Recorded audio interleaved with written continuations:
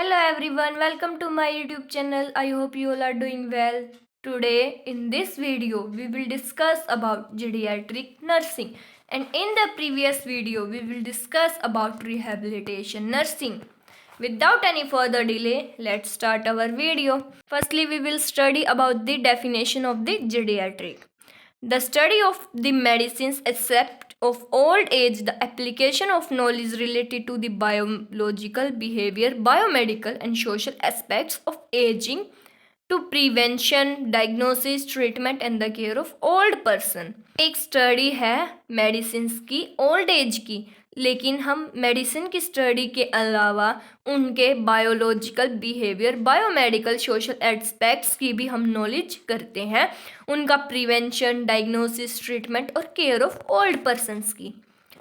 अब second definition है हमारी जेरियाट्रिक नर्सिंग।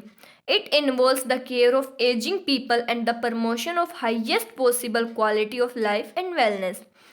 इसके अंदर ओल्ड एज पीपल की केयर इन्वॉल्व होती है, उनका प्रोमोशन देखते हैं कि हम डिजीज़ से कैसे उनको प्रमोट कर सकते हैं, डिजीज़ को कैसे हम प्रिवेंट कर सकते हैं और high possible quality of life wellness कैसे दे सकते हैं। थर्ड वर्ड है हमारा ageing. Ageing is a process of becoming older, a process that is genetically determined and environment modulated. Ageing एक ऐसी प्रोसेस है जो कि ओल्ड एज के बाद स्टार्ट होती है और ये जेनेटिकली डिटरमाइन हो जाती है या फिर एनवायरमेंट मॉड्यूलेटेड से भी। अब नेक्स्ट है ageing population.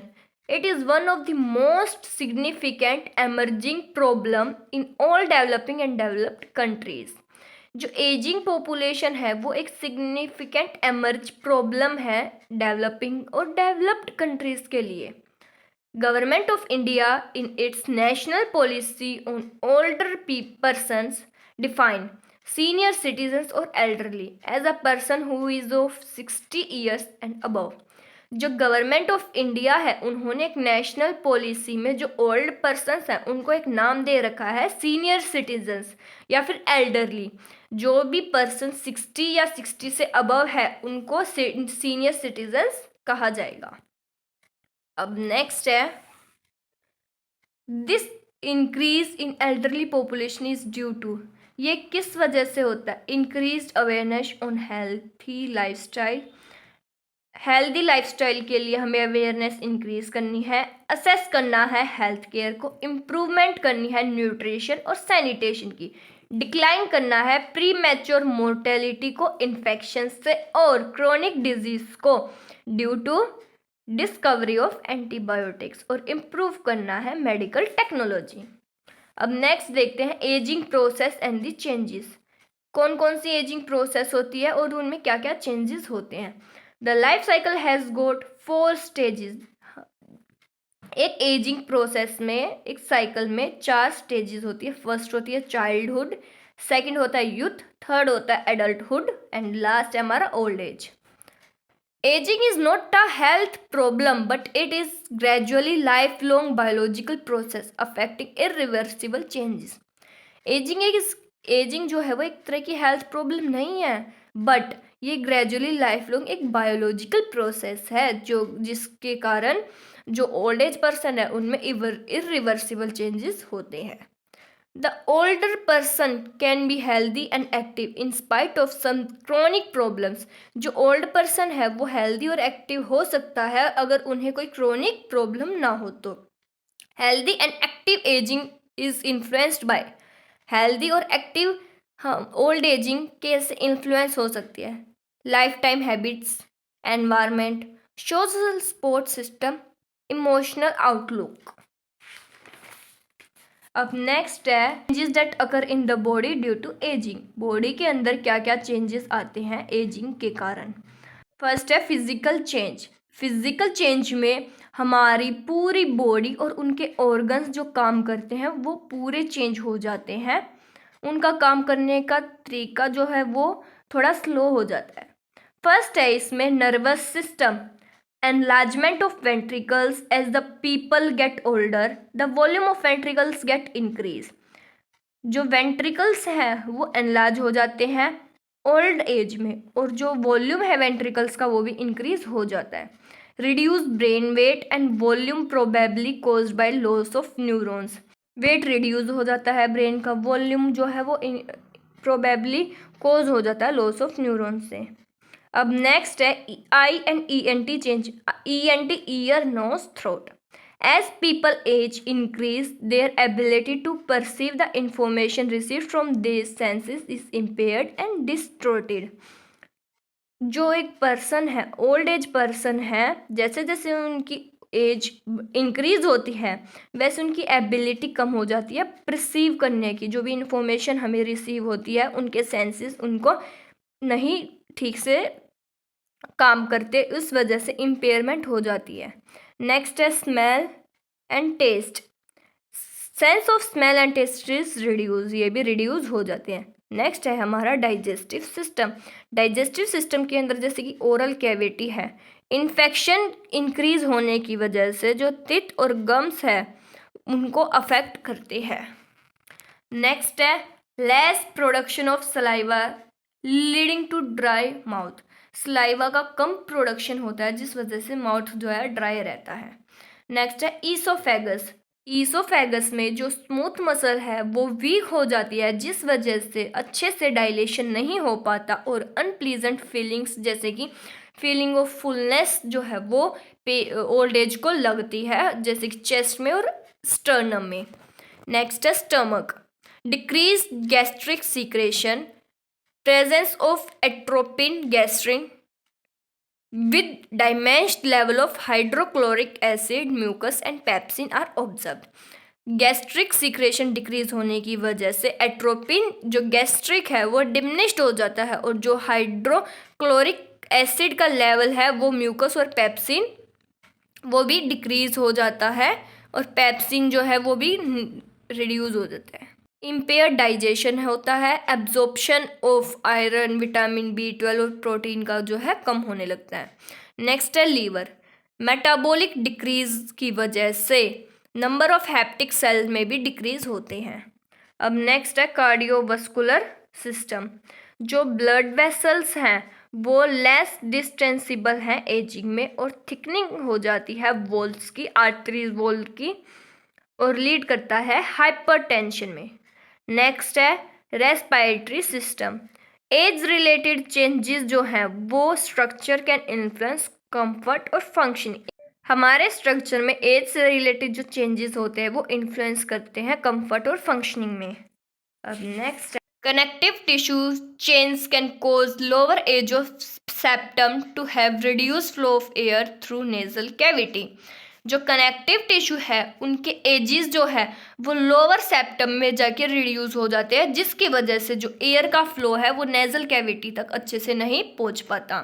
Lungs capacity gets reduce ineffective gas exchange. Lungs की जो कैपेसिटी है वो रिड्यूस हो जाती है गैस एक्सचेंज करने में। Osteoporosis of the ribs. Osteoporosis का क्या मतलब होता है कि हड्डी जो है वो कमज़ोर हो जाती है रिब्स की और वर्टिब्रा की। Muscles involve in respiratory weakness. जो मसल है रेस्पिरेटरी वीकनेस, रेस्पिरेटरी की वो वीक हो जाती है। वाइटल्स कैपेसिटी जो है वो 25% डिक्रीज हो जाते हैं। नेक्स्ट है integumentary system. Due to systematic decrease in circulation these in loss of elastic collagen fiber and muscle mass resulting in decrease elastic of skin.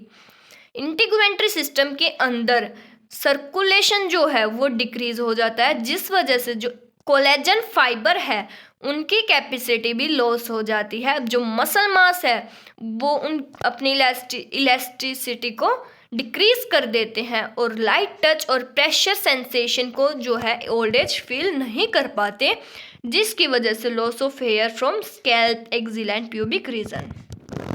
अब नेक्स्ट है musculoskeleton. Normal age related changes include decrease height up to 2 inch. Musculoskeleton में जो normal as है उसकी height decrease हो जाती है old age में 2 इंच तक और स्टिफनेस हो जाती है जॉइंट, काइफोसिस निकलने लगता है, स्वेलिंग हो जाती है जॉइंट्स में। नेक्स्ट है bones become weak. Leading to osteoporosis. Osteoporosis की वजह से जो बोन्स है वो वीक हो जाती है और मोबिलिटी डिक्रीज हो जाती है अगर वो प्रॉपर एक्सरसाइज नहीं करते तो। Genito urinary system, age related changes जो हैं इसमें इंक्लूड होते हैं, जैसे कि urinary incontinence due to impairment, sphincter control जो है वो लॉस हो जाता है, लॉस ऑफ न्यूरॉन्स हो जाता है, रीनल मास और डिक्रीज होता है ब्लड फ्लो के साथ। अब नेक्स्ट है decline in endocrine function of the kidney. जो एंडोक्राइन फंक्शन जो काम करती है किडनी में वो भी डिक्रीज हो जाता है। Decrease in bladder capacity, bladder की होल्ड करने की कैपेसिटी भी डिक्रीज हो जाती है। स्मूथ मसल जो है और जो इलास्टिक मसल है उनका जो फ्लूइड है वो इलेक्ट्रोलाइट इम्बैलेंस करता है। अब नेक्स्ट है endocrine system. Thyroid gland become less active, thyroid gland भी एक्टिव नहीं रह पाती। जो सीक्रेशंस होते हैं जैसे कि टेस्टोस्टेरोन, इस्ट्रोजन, प्रोजेस्टेरोन वो डिक्रीज हो जाते हैं। Less secretion of insulin by pancreas. अब सेकंड है हमारा सोशियोलॉजिकल चेंजेस। इसमें रिड्यूस हो जाते हैं income due to retirement, retirement की वजह से इनकम भी रिड्यूस हो जाती है। रिड्यूस कैपेसिटी हो जाती है वर्क करने की। और जो चेंजेस होते हैं लाइफ स्टाइल में, loss of other family members and friends. Next है स्पिरिचुअल चेंजेस।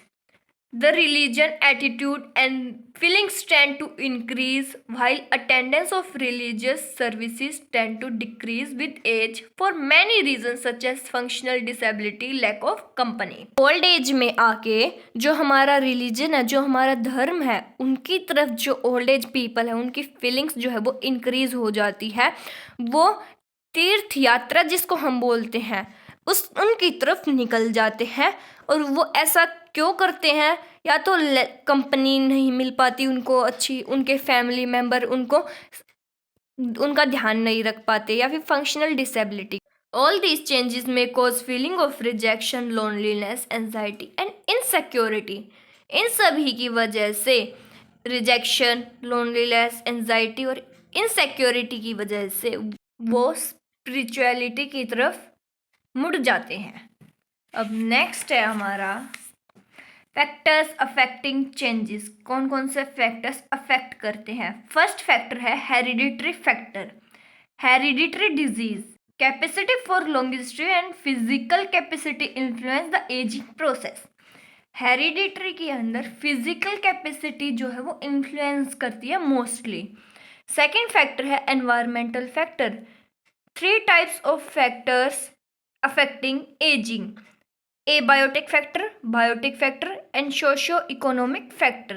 So first हमारा है abiotic factors. abiotic factor के अंदर climate changes, radiation, chemical, physical element और pollution आता है। सेकेंड है हमारा बायोटिक फैक्टर। बायोटिक फैक्टर के अंदर लिविंग ऑर्गेनिजम्स में एनवायरनमेंट को अफेक्ट करते हैं, जैसे pathogens, parasites, quality of food, sanitation, waste disposable arrangement, ये सभी। थर्ड है हमारा सोशो इकोनॉमिक फैक्टर। इसमें several socio economic factor responsible होते हैं जो कि अफेक्ट करते हैं एजिंग को, जैसे कि कोई वर्किंग कंडीशन, कोई कैसे माहौल में काम कर रहा है, टेंशन वाला माहौल है, स्ट्रेस वाला माहौल है, तो ये बढ़ावा देते हैं एजिंग प्रोसेस को। नेक्स्ट है elderly abuse. Elderly abuse is an act that cause harm, abuse of elderly, especially distribution them as they are helpless to fight back because they love family so much. Elderly abuse एक तरह का act होता है जो कि harm करता है elderly people को। वो अच्छे से डिस्ट्रीब्यूशन नहीं कर पाते जिस वजह से फाइट होती है और वो हेल्पलेस फील करते हैं एल्डरली पीपल, और वो उनसे फाइट बैक इसलिए नहीं कर पाते क्योंकि वो अपने फैमिली से लव करते हैं। फॉर्म्स क्या क्या होती है अब्यूज़ की? Elderly abuse is an act that cause harm include the first है फिजिकल अब्यूज़, सेकंड है साइकोलॉजिकल अब्यूज़, थर्ड है नेग्लेक्ट, फोर्थ है सोशल अब्यूज़ एंड फिफ्थ है मैटरनल फाइनेंशियल अब्यूज़।